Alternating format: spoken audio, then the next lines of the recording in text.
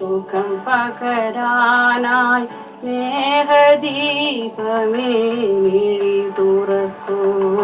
കഥന നിവാരണ കനിവിന്നുറവേ കാട്ടിൻ നടുവിൽ വഴി തെളിക്കൂ.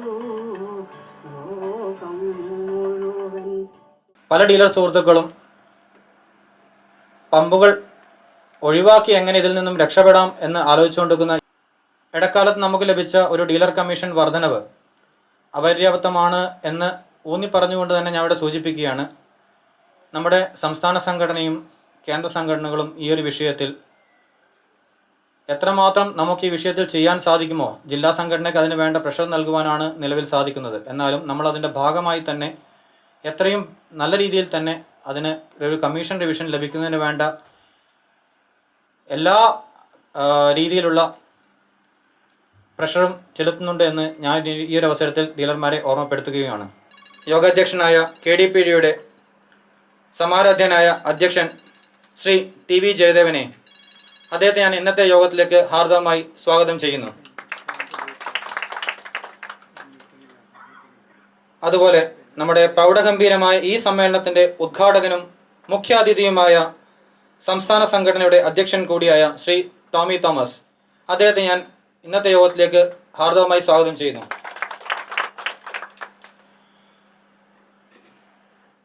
മുഖ്യപ്രഭാഷകനും വിശിഷ്ടാതിഥിയുമായ legal service society chairman Shri Luke Thomas, അദ്ദേഹത്തെ ഞാൻ ഇന്നത്തെ യോഗത്തിലേക്ക് സാദരമായി സ്വാഗതം ചെയ്യുന്നു. ലീഗൽ സർവീസ് സൊസൈറ്റി ജനറൽ സെക്രട്ടറിയും ദേശീയ സംഘടനയായ UPDA-യുടെ ഉപാധ്യക്ഷനായ ശ്രീ ടോംസ് കറിയ, അദ്ദേഹത്തെയും ഞാൻ യോഗത്തിലേക്ക് സ്വാഗതം ചെയ്യുന്നു. അതുപോലെ നമ്മുടെ AKPD സംസ്ഥാന സംഘടനയുടെ സെക്രട്ടറി കൂടിയായ ശ്രീ ശ്രീരാജ്, അദ്ദേഹത്തെ യോഗത്തിൽ ഞാൻ സ്വാഗതം ചെയ്യുകയാണ്. AKPD ട്രഷറർ അദ്ദേഹം എത്തിച്ചേർന്നിട്ടില്ല, വന്നുകൊണ്ടിരിക്കുകയാണ്.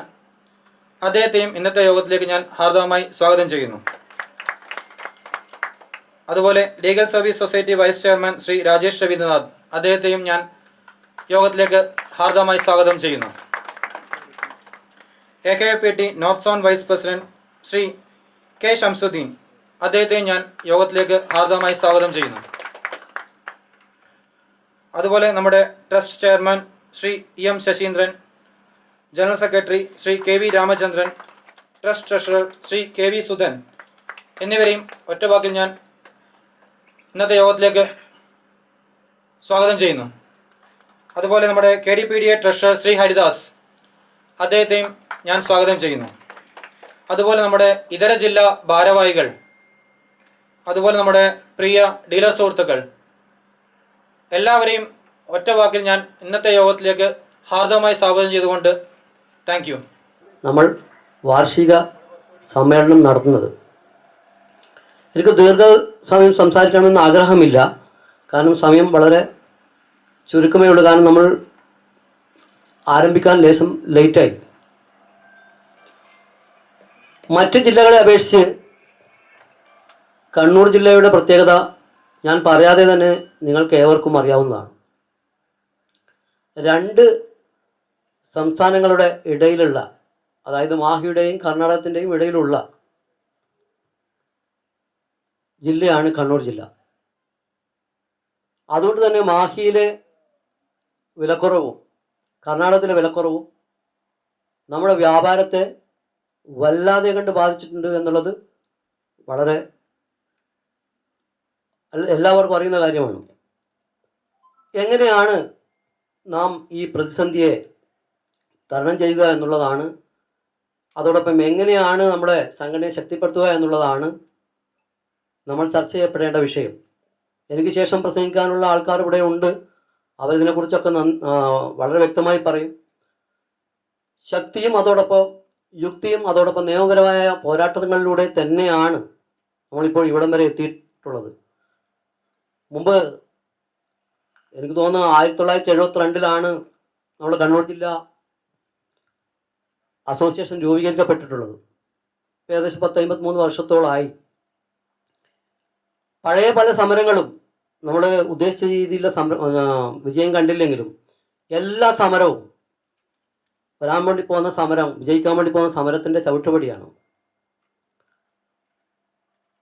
ഞാൻ നേരത്തെ പറഞ്ഞതുപോലെ നമ്മളിപ്പോൾ ഇവിടെ ഇരിക്കാനുണ്ടായ ഈ സൗധം, ഈ സ്വപ്ന സാക്ഷാത്കാരം, അതിൻ്റെ കാരണഭൂതനായിട്ടുള്ള നമ്മുടെ ബാലാട്ടൻ, അദ്ദേഹത്തെ എന്നും നമ്മൾ സ്മരിക്കേണ്ടതാണ്. അതാണ് ഞാൻ ആദ്യം തന്നെ അദ്ദേഹത്തിൻ്റെ പേര് അധ്യക്ഷ പ്രസംഗത്തിന് മുന്നേ പറഞ്ഞത്. നന്ദി, നമസ്കാരം. അടുത്തതായി ഉദ്ഘാടനത്തിനായി നമ്മുടെ AKPT പ്രസിഡന്റ് ആരാധ്യനായ ടോമി തോമസ് അവർകളെ ക്ഷണിച്ചുകൊള്ളുന്നു.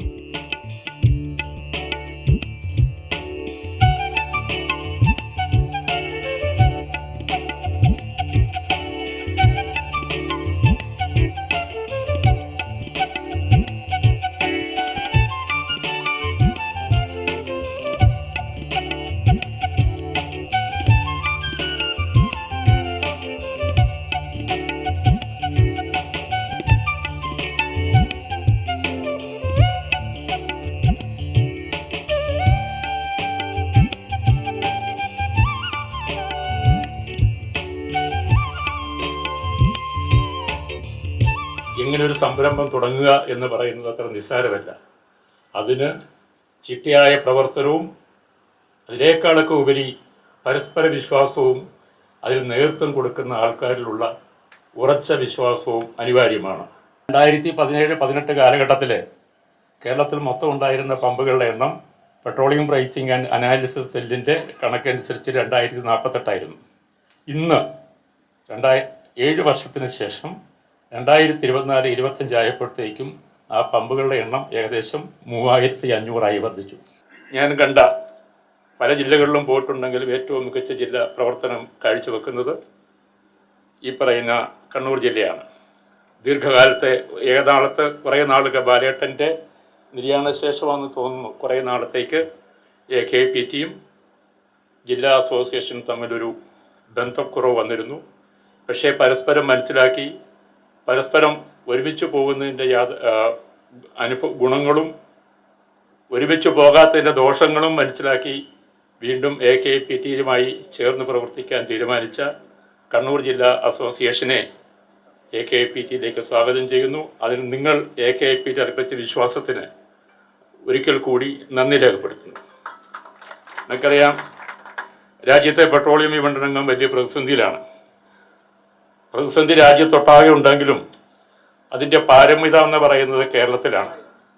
അതിന് കാരണം നമ്മുടെ കേരളത്തിൽ നിലനിൽക്കുന്ന കൺസ്യൂമേഴ്സിൻ്റെ സാമൂഹ്യ ബോധവും അവരുടെ അവകാശങ്ങളെ പറ്റിയുള്ളവരുടെ കാഴ്ചപ്പാടും ഫെയർ ട്രേഡ്, അതല്ലെങ്കിൽ ഫെയർ നമ്മൾ പറയില്ല, ഈ അവർ മുടക്കുന്ന വാല്യൂ ഫോർ മണി എന്നുള്ള കസ്റ്റമറിൻ്റെ സങ്കല്പത്തിന് അങ്ങേയറ്റം മൂല്യം കൊടുക്കുന്ന, പ്രാധാന്യം കൊടുക്കുന്ന ഒരു കസ്റ്റമർ സമൂഹമാണ് കേരളത്തിലുള്ളത്. അതുകൊണ്ട് തന്നെ ഇവിടുത്തെ വർദ്ധിച്ച വേതനം, മറ്റ് നിരവധിയായ കാര്യങ്ങൾ, അതിലേക്ക് ഞാൻ പിന്നീട് വരാം. ഇതൊക്കെ ഉള്ളത് കൊണ്ട് തന്നെ നമ്മുടെ കച്ചവടം അനുദിനം നമ്മുടെ കേരളത്തിലെ പെട്രോളിയം ഡീലർ സമൂഹം മറ്റ് സംസ്ഥാനങ്ങളിലെ ഡീലർമാരിൽ നിന്ന് വിഭിന്നമായിട്ട് വലിയ ബുദ്ധിമുട്ടുകൾ നേരിടുകയാണ്.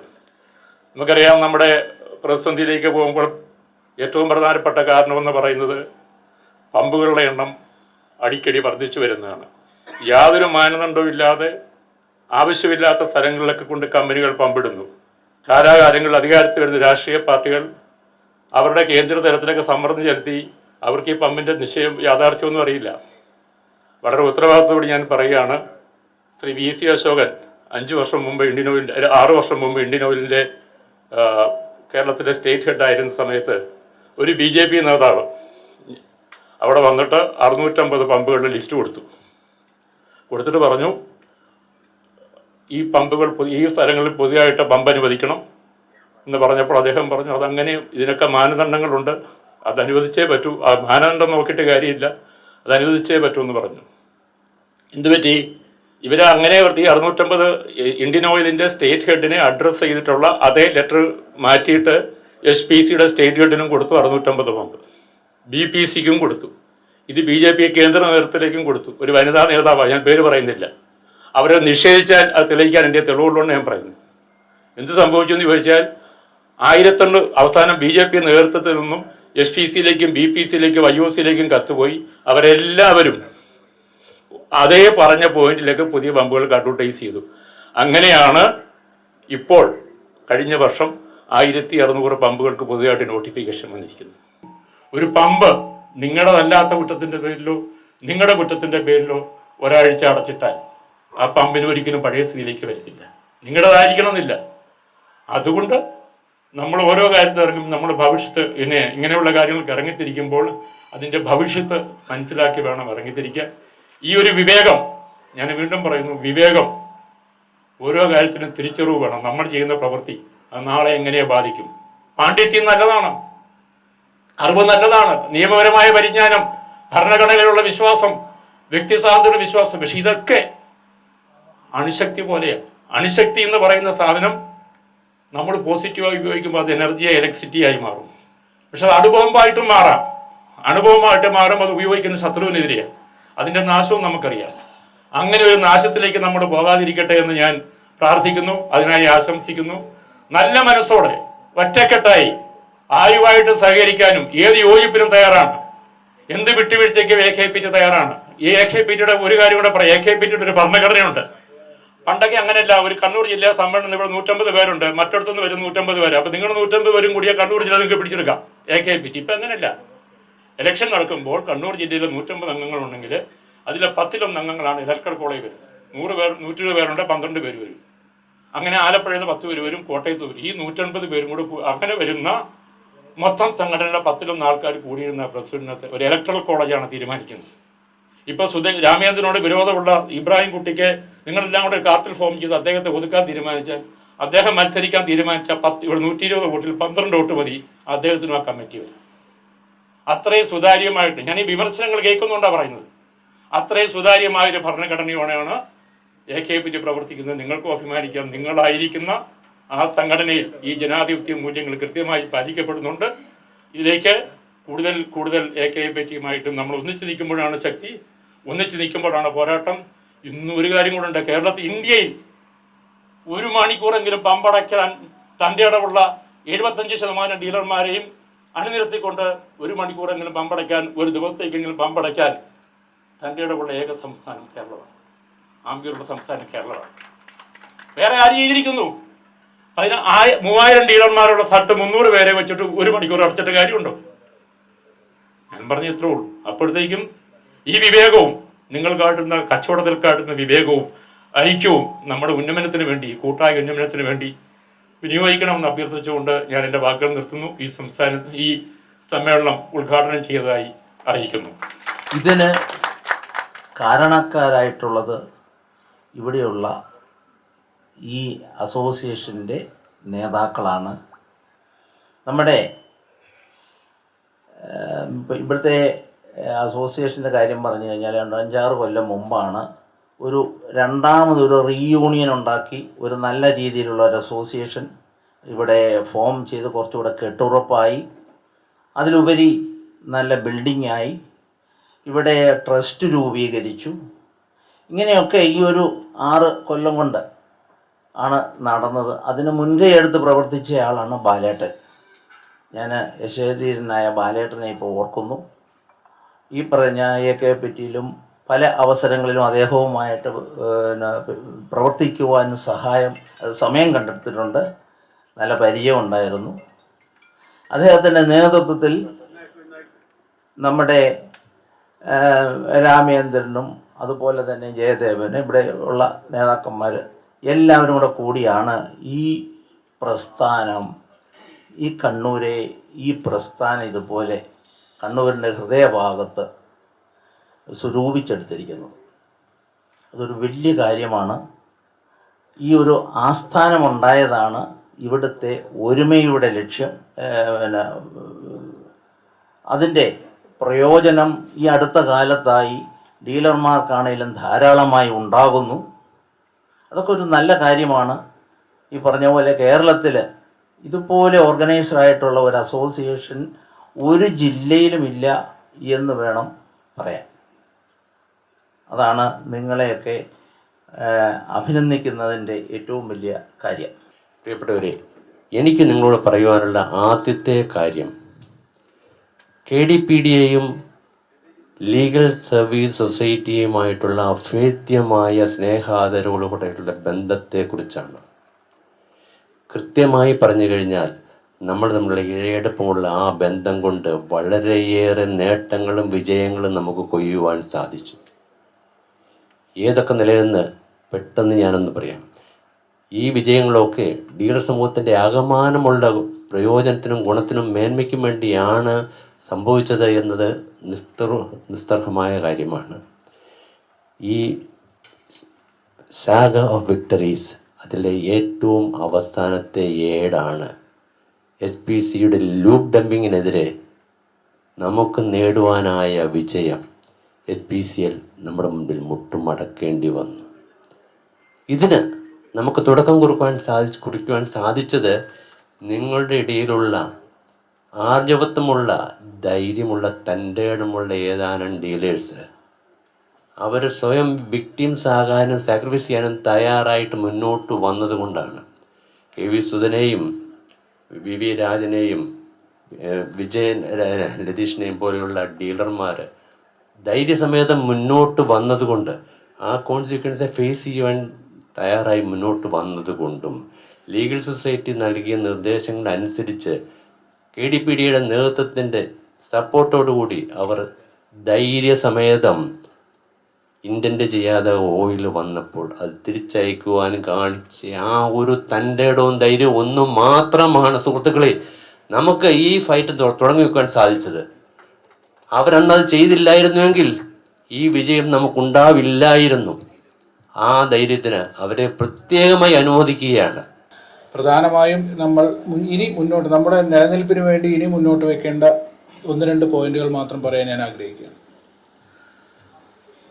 പുതുതായി വരുന്ന പമ്പുകൾ പല കാരണങ്ങൾ കൊണ്ട്, ഇപ്പോൾ കമ്പനികളുടെ തീരുമാനമായാലും മിനിസ്ട്രിയുടെ തീരുമാനമായാലും പല കാരണങ്ങൾ കൊണ്ട് ഇനിയും പമ്പുകൾ വരാം. ആൾറെഡി ഇനിയും പല പമ്പുകൾക്കും അഡ്വർടൈസ്മെൻറ്റ് വന്നിട്ടുണ്ട്.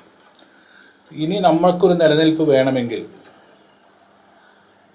പ്രധാനപ്പെട്ട 2 പോയിന്റുകളിലേക്ക് നമ്മുടെ ഫോക്കസ് അസോസിയേഷൻ എന്നുള്ള നിലയിലും ഡീലർമാർ എന്നുള്ള നിലയിലും മാറേണ്ടിയിരിക്കുന്നു. പ്രധാനപ്പെട്ട ഒന്ന്, നേരത്തെ എല്ലാവരും സൂചിപ്പിച്ച പോലെ തന്നെ 1 നേഷൻ 1 പ്രൈസ്. അങ്ങനെ വന്നാൽ ഈ പറയുന്ന പോലെ നിങ്ങളുടെ മേഖലയിൽ ഏറ്റവും കൂടുതലായി അനുഭവിക്കുന്ന പ്രശ്നം മാഹിയും കർണാടകയുമായുള്ള പ്രൈസ് ചേഞ്ചിൻ്റെ വിഷയം, ഞങ്ങൾ പാലക്കാട് അത് അനുഭവിച്ചിട്ട് തമിഴ്നാടുമായുള്ള പ്രൈസ് ഡിഫറൻസ്. ആ വിഷയത്തിനൊരു പരിഹാരം ഉണ്ടാവണമെങ്കിൽ 1 നേഷൻ 1 പ്രൈസ് എന്നുള്ള രീതിയിലേക്ക് നമ്മുടെ പ്രൈസിങ് മാറണം. അത് വിദൂരമാണ്, നമ്മുടെ ആഗ്രഹമാണ്. പക്ഷേ അത് നടക്കണമെങ്കിൽ ഓരോ സ്ഥലങ്ങളിൽ പല പേരുകളിൽ പ്രവർത്തിക്കുന്ന അസോസിയേഷനുകൾക്ക് പകരം ഒരു കുടക്കീഴിൽ എല്ലാവരും ഒത്തൊരുമിച്ച് വന്നാൽ മാത്രമേ നടക്കുകയുള്ളൂ. മുൻ സംഘടനാ ഭാരവാഹികൾ ചെയ്തിട്ടുള്ള നല്ല കാര്യങ്ങൾ അതിൻ്റെ തുടർച്ചയായിട്ട് ചെയ്യുക എന്നുള്ളതാണ് ഇന്നിപ്പോൾ ചുമതലയെടുക്കാൻ പോണ പുതിയ. ഇപ്പം ഞാൻ മനസ്സിലാക്കിയത് ഇനിയിപ്പോൾ ജൻസിയുടെ ഒരു കാലഘട്ടം ആയതുകൊണ്ട് അതും നമ്മുടെ കണ്ണൂർ അസോസിയേഷൻ പരിഗണിച്ചിട്ടുണ്ടെന്നാണ് മനസ്സിലാക്കിയത്. ജൻസി എന്ന് പറഞ്ഞാൽ ഞാൻ പോസിറ്റീവ് അർത്ഥത്തിലാട്ടോ പറയണത്. ജൻസി എന്ന് പറഞ്ഞപ്പോൾ വളരെ നെഗറ്റീവായിട്ടുള്ളൊരു ഒരു വേർഡായിട്ട് ഇപ്പോൾ കാണുന്നുണ്ട്. പക്ഷേ ഇതങ്ങനെയല്ല. ഒരു ജൻസിയിലേക്ക് ഒരു കുറുമാറ്റം അല്ലെങ്കിൽ കൂടുമാറ്റം സാധ്യമാക്കുന്ന രീതിയിലാണ് പുതിയ ഭാരവാഹികൾ വരുന്നത് എന്നാണ് ഞാൻ മനസ്സിലാക്കണേ. നിലവിലുള്ള ഭാരവാഹികൾക്ക് അവരുടെ പ്രവർത്തനത്തിന് എല്ലാ അഭിനന്ദനങ്ങളും. അതോടൊപ്പം തന്നെ ഇനി വരാൻ പോണ എല്ലാവരും നമ്മുടെ സുഹൃത്തുക്കളൊക്കെ തന്നെ എനിക്കിതിലെ ഏറ്റവും വലിയ പ്രത്യേകത എനിക്ക് തോന്നിയത് എന്താണെന്ന് വെച്ചിട്ടുണ്ടെങ്കിൽ ഈ കണ്ണൂർ അസോസിയേഷൻ്റെ പൊതുവേ എന്ന് പറഞ്ഞിട്ടുണ്ടെങ്കിൽ നമ്മുടെ ഈ പെട്രോളിയം സംഘടനാ മേഖല എന്ന് പറഞ്ഞിട്ടുണ്ടെങ്കിൽ ഒരു മെയിൽ ഡോമിനേറ്റഡ് ആണ്. ഒരു പുരുഷ മേധാവിത്വമുള്ള ഒരു സംഘടനാ പ്രവർത്തനമാണ് കണ്ടുവരുന്നത്. ഇവിടെ പക്ഷെ അങ്ങനെയല്ല. ഇവിടെ പുരുഷന്മാരെ സ്ത്രീ ശാക്തീകരണം ഏറ്റവും ഭംഗിയായിട്ട് നടപ്പാക്കിയിട്ടുള്ള ഒരു സംഘടന കണ്ണൂരാണ്, പ്രത്യേകിച്ച് പെട്രോളിയം മേഖലയിൽ. അതിന് എനിക്ക് പ്രത്യേക അഭിനന്ദനമുണ്ട്. നമ്മുടെ ഒത്തിരി സുഹൃത്തുക്കളുണ്ട്. കുറേ പിറകോട്ട് പോകുമ്പോൾ എൻ്റെ മനസ്സിൽ വരുന്നത്, വളരെ മുമ്പ് ഇവിടെ ഈ സംഘടനയ്ക്ക് വേണ്ടി പ്രവർത്തിച്ച ഡോക്ടർ കരുണാകരൻ, അതുപോലെ തന്നെ നമ്മുടെ ഹാരിസ് പ്രദേശിൻ്റെ ആശംക, അതുപോലെ തന്നെ മരണപ്പെട്ടു പോയ കുത്തുപറമ്പിൽ അബൂബക്കർക്ക, ഇതൊക്കെ ശേഷമാണ് ബഹുമാനായ നമ്മുടെ ബാലേട്ടൻ ഈ പ്രസ്ഥാനത്തിൻ്റെ ചുക്കാൻ ഏറ്റുപിടിച്ചുകൊണ്ട് കണ്ണൂർ ജില്ലാ അസോസിയേഷനെ ഏറ്റവും മഹത്തായ, ഒരുപക്ഷെ കേരളത്തിലെ ഏറ്റവും നല്ല, കേരളത്തിലെന്നല്ല നമ്മുടെ അറിയപ്പെടുന്ന സൗത്ത് ഇന്ത്യയിലെ ഏറ്റവും മനോഹരമായ ഒരു സംഘടനാ സംവിധാനമാക്കി മാറ്റാൻ മുമ്പോട്ട് വന്നത്. ഒക്കെ ഈ ലീഗൽ സർവീസ് സൊസൈറ്റിൻ്റെ ഫോർമേഷനൊക്കെ നേരത്തെ എനിക്ക് മുമ്പ് വളരെ പറഞ്ഞു പോയി. അപ്പോൾ അതിൽ നിന്ന് ഈ നമ്മുടെ MDG ആയി ബന്ധപ്പെട്ട് കേസ് ഫയൽ ചെയ്യണം എന്നുള്ളൊരു ചർച്ച വന്നപ്പോൾ ഒരു ഒക്കറൻസ് ഉണ്ടാവട്ടെ അപ്പം ആവാം കേസ് എന്നായിരുന്നു AKPTയുടെ ഒരു സ്റ്റാൻഡ്, ലീഗൽ സ്റ്റാൻഡായിരുന്നു. അത് പറ്റില്ല, ഇപ്പം തന്നെ കേസ് കൊടുക്കണം എന്നായി അന്നത്തെ AKPTയുടെ തന്നെ മെമ്പറായിരുന്നു സഹിച്ചാൻ. അങ്ങനെ അവർ വേറെ വഴിക്ക് പോയി. അതിൽ പിന്നെ അതെ ലീഗൽ അല്ല, ഞാൻ പറഞ്ഞു തരാം, അത് ക്രോണോളജിക്കൽ പറയുമ്പോൾ ഒരുപാട് സമയം വേണം. അങ്ങനെ അത് കഴിഞ്ഞ് കേസ് കൊടുത്തു. അടുത്ത മീറ്റിങ്ങിൽ വന്നപ്പം ആ കേസിന് ചിലവായ മുഴുവൻ പണവും AKPTന്ന് കൊടുക്കണമെന്നും ഇത് തീരുമാനമെടുത്തു. ഞാൻ അതിൻ്റെ അന്ന് എതിർത്ത ആളാണ്. വളരെ കൃത്യമായി ഞാൻ പറഞ്ഞു ഇത് പറ്റില്ല എന്ന് പറഞ്ഞു. പക്ഷേ കമ്മിറ്റിയിൽ വന്ന തീരുമാനം ആ മുഴുവൻ ചിലവ് AKPT കൊടുക്കുക, അത് AKPTയുടെ ലീഗൽ വിങ്ങായി തുടരട്ടെ എന്നാണ്. സംസ്ഥാനത്ത് 2017 മുതലുള്ള പമ്പുകളുടെ വർധനവ് 70% വർധനവാണ് ഉണ്ടായിട്ടുള്ളത്. എന്നാൽ അത് വയനാട്ടിൽ 110%. അങ്ങനെയുള്ള ഒരു ജില്ലയുടെ സെക്രട്ടറിയാണ് ഞാൻ. അതുകൂടാതെ കേരളത്തിലെ കാസർഗോഡ് മുതൽ തിരുവനന്തപുരം വരെയുള്ള ജില്ലകളിൽ ഏറ്റവും കൂടുതൽ പ്രൊഡക്റ്റ് ലോസ് അനുഭവിക്കുന്ന ജില്ല വയനാട് ജില്ലയാണ്. അത് പറഞ്ഞപ്പോൾ അതിന് വ്യത്യസ്തത എന്താണെന്ന് ഞാൻ പറയാം. ഒറ്റ വാക്കുകളിൽ പറയാം, ശ്രിങ്കേജ് ലോസാണ് ഞങ്ങൾക്ക് സംഭവിക്കുന്നത്. അതായത് ചൂടുള്ള സാധനം വാങ്ങിയെടുത്ത് ഏറ്റവും തണുത്ത കാലാവസ്ഥയിൽ പ്രൊഡക്റ്റ് വിൽക്കുമ്പോൾ ഉണ്ടാകുന്ന ശ്രിങ്കേജ്, ആ ലോസ് ഞങ്ങൾ അനുഭവിക്കുകയാണ്.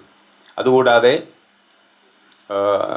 പ്രൈസ് വ്യത്യാസമുള്ള സംസ്ഥാനങ്ങൾ പങ്കിടുന്ന ഒരു ജില്ലയാണ് വയനാട്. അപ്പോൾ നമുക്കൊക്കെ കോമൺ ആയിട്ടുണ്ടാകുന്ന ഒരുപാട് ഇഷ്യൂവിൽ നിന്നും വ്യത്യസ്തമായ എന്തൊക്കെ ഇഷ്യൂ നിങ്ങൾക്ക് പുറമെ ഉണ്ടാകുമെന്ന് നിങ്ങൾക്ക് മനസ്സിലാക്കാം. അതുകൂടാതെ തന്നെ ഏകദേശം ഒരു 10% ആളുകൾ 100 KL താഴെയുള്ള 40-60 KL എങ്ങനെയോ ഞെക്കി ഞെരുങ്ങി വിറ്റ് കടവും കെണിയും പരിഭട്ടവുമായി പോകുന്ന ഡീലർമാരും കൂടെയുള്ള ജില്ലയാണ് വയനാട്.